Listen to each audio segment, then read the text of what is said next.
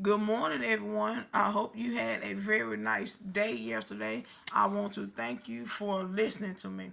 Father God, I want to ask that you bless everyone. Today, I am in the book of Proverbs, and I'm going to read chapter 31, and I'm going to start you out with verse 27. It says, she watches over the activities of her household and is never idle. Verse 28, her sons rise up and call her blessed. Her husband also praises her. Verse 29, many women are capable, but you surpasses them all. Okay, now it's talking about the virtuous woman. Okay, they're talking about the virtuous woman throughout the whole chapter of 21. So if you haven't read Proverbs verse 31, I suggest that you go and you read the whole chapter. Oh my God. Okay, y'all. It said this is some of her some of her traits, okay? It says her priorities. The Lord, that's verse 31:30. Her husband, verses 11, 12, 23, and 28. Her sons, verses 28, let me see, it says 1 through 9, 15, 21, 26 through 27. Her household, her servants, the poor, the needy. That means she cares about all that. Okay. And it says her activities. She shops for the best quality she can afford. She works with willing hands. She provides clothing for her household and for herself. She gets up early to make sure everyone has food for the day.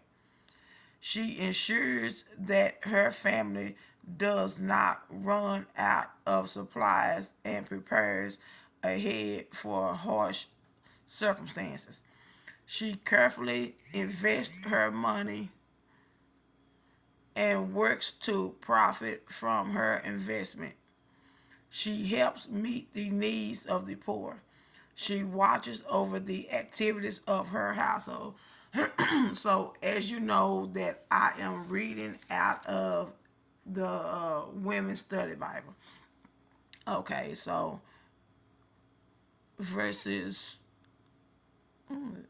verses 28 through 31.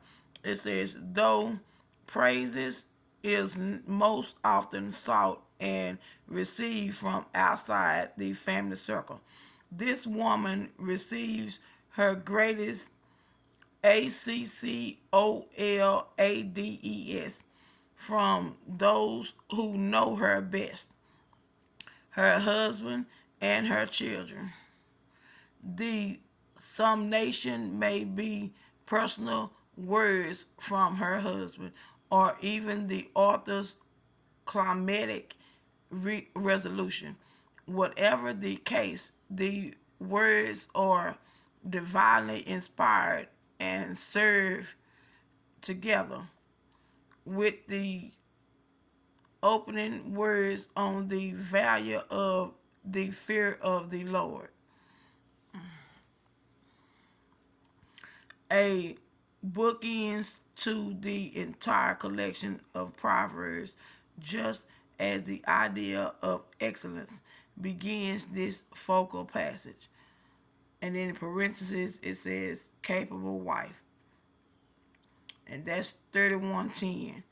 And then completes it capable, but again in the sense of excellence and with the understanding of woman of strength or noble, and then it has a slash and it has virtuous woman. And then it says Solomon bemoaned having never met a true woman, and that's Proverbs 31:10. suggests that finding a truly virtuous woman of strength and godliness is like finding a rare and priceless jewel. Verse 29 suggests that Solomon did not look in the right places to find a woman of true excellence, but certainly the ideal woman described in chapter 31 surpasses all others. Okay, since it says something about verse 10, we're going to go to verse 10 and read it. Okay, so verse 10 says, "Who can find a capable wife? She is far more precious than jewels." Okay, so I'm going to go ahead and read 11 too. It says, "The heart of her husband trusts in her, and he will not lack anything good." Verse 12, "She rewards him with good, not evil, all the days of her life." Verse 13, "She selects wool and flax and works with willing hands." Wow. So if you men ever come across a woman like this, please, I am begging y'all, do not hurt that woman. Don't do that, because a virtuous woman is the best woman you can ever find. Okay, so as you like I said before, and I always say this, I'm also reading a devotional book. That's what I'm getting the scriptures out of, and it says wisdom for the way. Okay, so let's read what the book is talking about today. It says, "What does motherhood require?" Good question. "Transparent tenderness, authentic, spiritually inner confidence, unselfish love, and self control." Quite a list, isn't it? Yes, it is. Almost more than we should expect.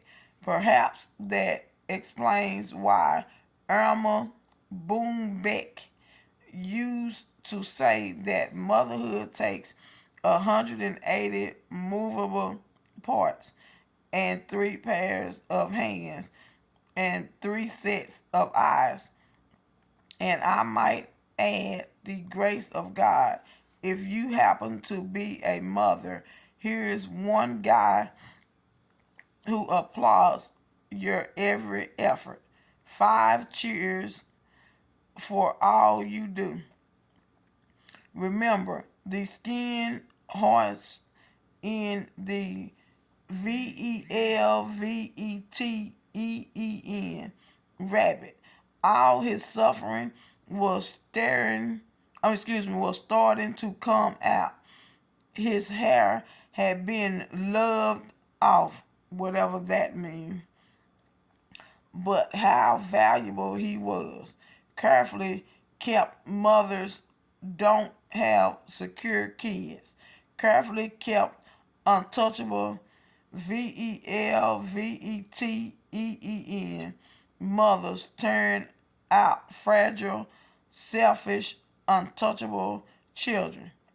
But unselfish, giving, secure moms somehow manage to deposit healthy, wholesome kids into our lonely, frightened society. And then at the end it says growing wise in family life. Wow.